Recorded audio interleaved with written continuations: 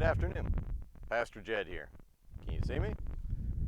You know, we're going through this season. Seems like a very long season where we're distancing ourselves from each other for various reasons, and I really don't want to talk about that today.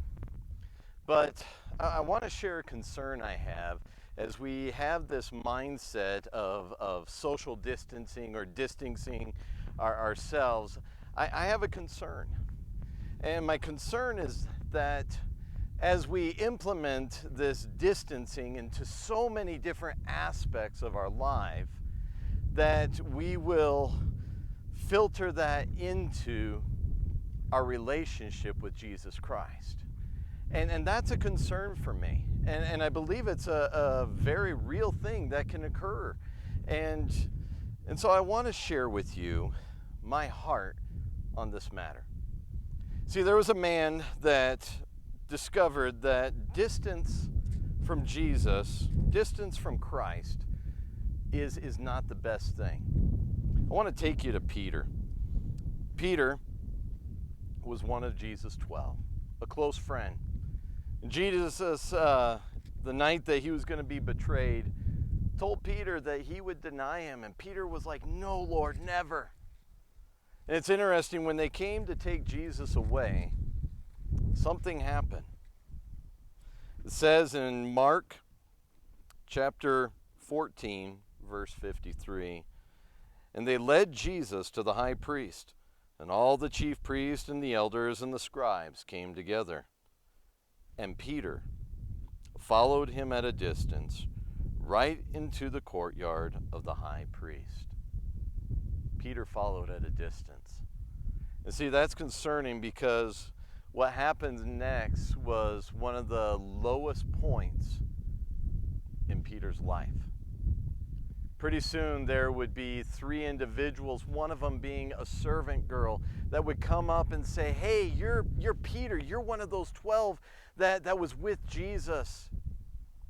And the fear that Peter would have at following at a distance, he wouldn't even stand before a servant girl, and he denied his Lord 3 times.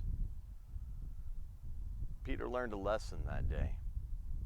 Peter learned that it is better not to follow Jesus Christ at all than to follow him at a distance. See, Jesus gave Peter a second chance. And Peter, from that day forward, would never follow Jesus at a distance. I love what we see of Peter when we come over to Acts chapter 4. In 11 it says, "And they're standing before these same chief priests and scribes and all these leaders. He and John are standing there before him. And Peter says this Jesus is the stone that was rejected by you," speaking to the leaders, "the builders, which has become the cornerstone. And there is salvation in no one else, for there is no other name under heaven given among men by which we must be saved." That is the message that Peter declared with a boldness that day and every day after. Look at this. "Now, when they saw the boldness of Peter and John and perceived that they were uneducated men, they were astonished, and they recognized that they had been with Jesus." I want to encourage you in these times not to distance yourself from Jesus, not to distance yourself from the Lord, but to draw close to him. So much so that when you do see people, whether from afar or close, that people will recognize you've been with Jesus.